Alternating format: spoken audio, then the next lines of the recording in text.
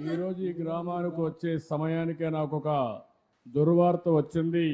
నిన్న మొన్న పెద్ద ఎత్తున తుఫాన్ వచ్చిన టెక్నాలజీ ఉపయోగించుకుని టెక్నాలజీని సమర్థవంతంగా ఎదుర్కోగలిగాం. అదే సమయంలో నేను ఒకే టార్గెట్ పెట్టుకున్నా, ఎవరు చనిపోకుండా ప్రాణ నష్టాన్ని కాపాడాలి అనే ఉద్దేశంతో ముందుకు పోయి ఇద్దరు మాత్రం చనిపోయే పరిస్థితికి వచ్చారు. అది కూడా ఒక అతను పడవ ఉందంటే అక్కడికి వెళ్ళిపోయి దాన్ని బయట తీసుకురావడానికి ప్రయత్నం చేసి అతను చనిపోయాడు.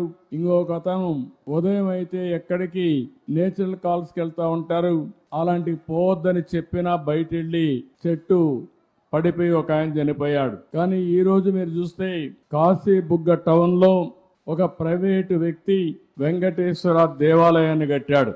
అక్కడి నుంచి కార్తీక మాసం ఈరోజు చాలా మంది అక్కడ దర్శనానికి వెళ్ళిపోయారు. కనీసం ఆయన చేసినప్పుడు పోలీసుకు కూడా చెప్పలేదు. చెప్పుంటే పోలీస్ ప్రొటెక్షన్ పెట్టి ఎక్కడికక్కడ కంట్రోల్ చేసేవారం. అది చేయని దానివల్ల అక్కడ వచ్చిన వాడు కూడా ఒక ఆర్డర్ ప్రకారం లేకుండా, క్రమశిక్షణ లేకుండా 9 మంది తొక్కిడికి గురయ్యి చనిపోయే పరిస్థితికి వచ్చారు. 5 మందికి ఇంజరీస్ కూడా అయినాయి. ఇది చాలా బాధాకరం. నేను ప్రతి ఒక్క ప్రాణాన్ని కాపాడుకోవాలని అనేక ప్రయత్నాలు చేస్తూ ఉంటే కొంతమంది ప్రైవేటు వ్యక్తులు ఇలాంటి కార్యక్రమాలు చేయడం చాలా బాధాకరం. దీన్ని నేను చాలా తీవ్రంగా ఖండిస్తున్నా.